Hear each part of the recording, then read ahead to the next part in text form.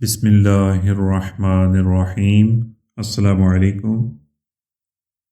آج تذکرہ کرتے ہیں سیدنا الیاس علیہ السلام کا۔ حضرت موسیٰ اور حضرت ہارون علیہ السلام کے بعد بنی اسرائیل میں بہت سے انبیاء مبعوث کیے گئے۔ بہت ساروں کے نام قرآن مجید کے اندر مذکور نہیں ہیں۔ ان میں سے ایک کا نام حضرت حزقیل، جن کا ذکر ایک واقعے کے ضمن میں آتا ہے، ان کا نام صراحتاً نہیں آتا۔ بنی اسرائیل میں حضرت موسیٰ اور حضرت ہارون علیہ السلام کے بعد وہ نبی جن کا تذکرہ قرآن مجید میں واضح الفاظ کے ساتھ آتا ہے، ان کا نام حضرت الیاس علیہ السلام ہے۔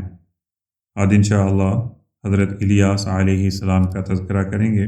یہ حضرت حزقیل علیہ السلام کے جانشین اور بنی اسرائیل میں ایلیا نبی کے نام سے مشہور ہیں۔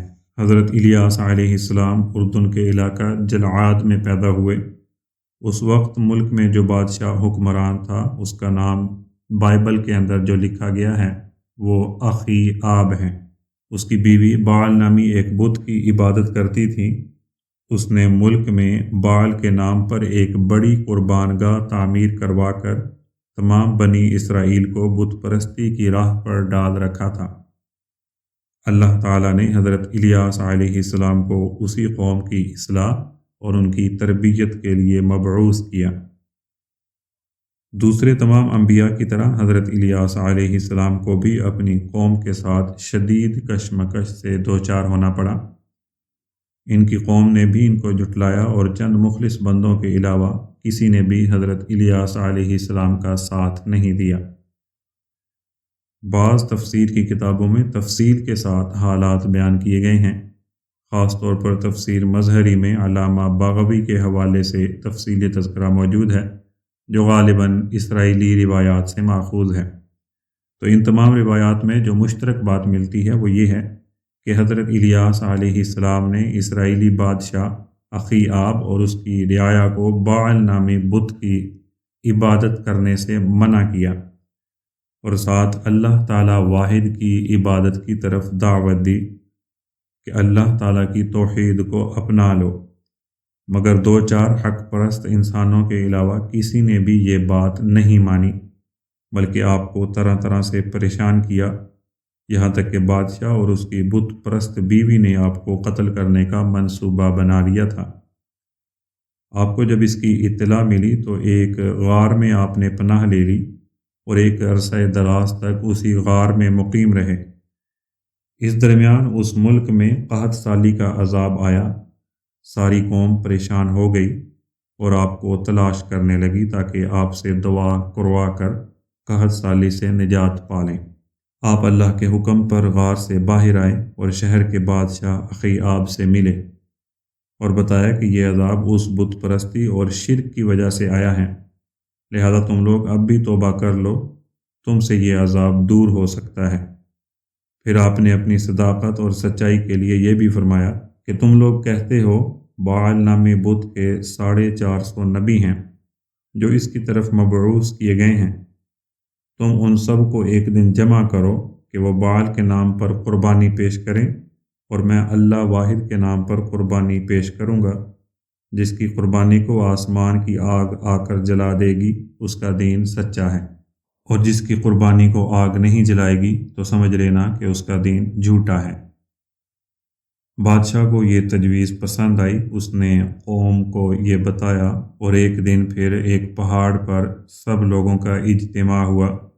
بعل کے جھوٹے نبیوں نے بعل کے نام پر قربانی پیش کی اور دوپہر تک بعل سے التجائیں کرتے رہے، مگر کوئی جواب نہیں آیا۔ اس کے بعد حضرت الیاس علیہ السلام نے اپنی قربانی پیش کی۔ اس پر آسمان سے ایک آگ نمودار ہوئی اور اس نے حضرت الیاس علیہ السلام کی قربانی کو جلا کر خاک کر دیا۔ یہ دیکھ کر بہت سے لوگ سجدے میں گر گئے اور حضرت الیاس علیہ السلام پر ایمان لے آئے، لیکن بعل کے یہ جھوٹے نبی اب بھی نہیں مانے اور وہ ایمان نہ لائے تھے۔ اس کے بعد ان سب لوگوں کو قتل کر دیا گیا تھا۔ اس واقعے کے بعد موسلا دھار بارش ہوئی اور قحط سالی دور ہو گئی، لیکن بادشاہ اخی آب اور اس کی بت پرست بیوی اب بھی ایمان نہیں لائی تھیں۔ وہ حضرت الیاس علیہ السلام کے اور بھی زیادہ دشمن بن گئے تھے اور آپ کو قتل کرنے کی سازش میں پڑ گئے تھے۔ آپ نے پھر روپوشی اختیار کر لی اور چھپ گئے۔ کچھ عرصے کے لیے دوسرے شہر یہودیہ ہجرت کر گئے۔ وہاں بھی بال پرستی کی وبا پھیل چکی تھی اور قوم بت پرستی میں لگ گئی تھی۔ آپ نے حکمت کے ساتھ اپنی تبلیغ جاری رکھی۔ وہاں کے حاکم نے بھی آپ کی اطاعت اور بات ماننے سے انکار کر دیا تھا۔ آپ کی پیشگوئی کے مطابق کچھ عرصہ بعد وہ ہلاک ہو گیا۔ پھر آپ دوبارہ اسرائیل تشریف لائے اور پھر یہاں کے بادشاہ اخیاب اور اس کے بیٹے کی ہدایت کے لیے جدوجہد اور کوشش کرنا شروع کر دی، مگر وہ بدستور اپنے مذہب پر قائم رہے۔ آخر کار مختلف بیماریوں کا شکار ہو کر وہ فوت ہو گیا۔ اس کے بعد اللہ تعالیٰ نے اپنے نبی حضرت الیاس علیہ السلام کو بھی اٹھا لیا۔ تفسیر کی کتابوں میں یہ وضاحت نقل ہوتے چلی آ رہی ہے کہ حضرت الیاس علیہ السلام کی قوم جس بت کی پوجا کرتی تھی اس کا نام باعل تھا، اور وہ ایک سونے کا مجسمہ تھا۔ 20 گز اس کا قد تھا، اس کے 4 منہ تھے، اس کی خدمت کے لیے 400 خادم مقرر تھے۔ قرآن مجید میں سورۃ الصافات کے اندر حضرت الیاس علیہ السلام کی تبلیغ کا تذکرہ اس طرح موجود ہے۔ اللہ تعالیٰ سورۃ الصافات کی آیات 123 سے 132 میں فرماتے ہیں وَإِنَّ إِلْيَاسَ لَمِنَ الْمُرْسَلِينَ إِذْ قَالَ لِقَوْمِهِ أَلَا تَتَّقُونَ، اور بلا شبہ الیاس رسولوں میں سے ہیں۔